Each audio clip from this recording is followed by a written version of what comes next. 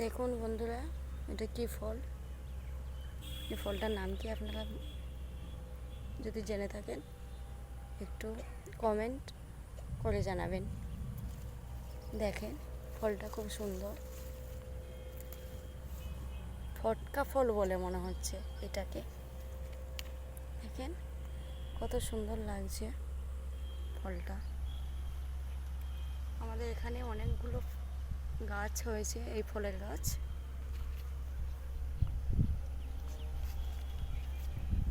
ফটকা ফল।